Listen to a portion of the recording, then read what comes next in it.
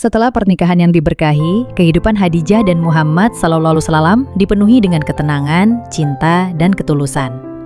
Namun, takdir telah menyiapkan peran yang jauh lebih besar bagi mereka. Di usia yang tak lagi muda, Khadijah menyaksikan suaminya menerima wahyu pertama, dan dari situlah perjalanan risalah pun dimulai. Bersamanya, Khadijah menjadi saksi, pendukung, dan pelindung dalam masa-masa paling sulit sekalipun. Di malam sunyi di Gua Hira, Muhammad SAW menggigil ketakutan setelah menerima wahyu pertamanya. Tubuhnya lemah, pikirannya kacau, ia pulang terguncang. Khadijah segera menyelimuti dan menenangkannya dengan kata-kata yang akan dikenang sepanjang zaman. Demi Allah, Allah tidak akan menghinakanmu. Engkau menyambung silaturahim, berkata jujur, menolong orang yang lemah. Dialah tempat pertama Nabi mencari perlindungan. Dan dia tak ragu sedikitpun. Tanpa perlu bukti, tanpa menunggu mujizat, Khadijahlah orang pertama yang berkata, "Aku bersaksi, tiada Tuhan selain Allah dan Muhammad adalah utusannya."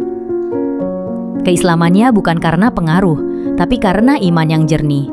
Khadijah menggunakan seluruh hartanya untuk membantu Islam tumbuh.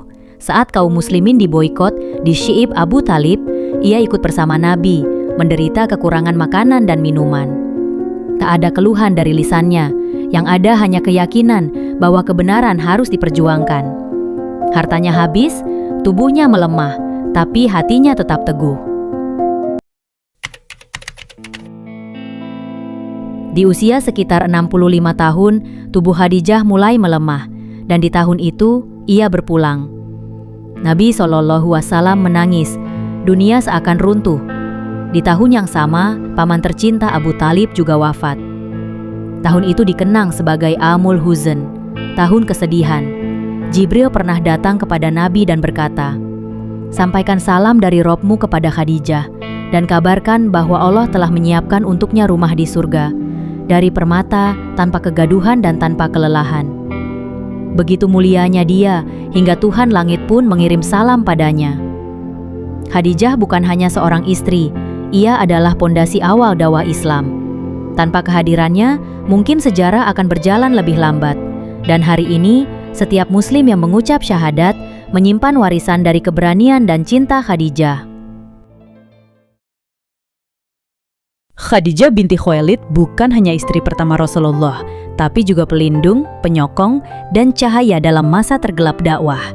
Ia wafat dalam keimanan yang teguh, meninggalkan warisan cinta dan keberanian yang abadi. Semoga Allah meridhoinya dan menjadikan kita termasuk orang-orang yang mencintainya.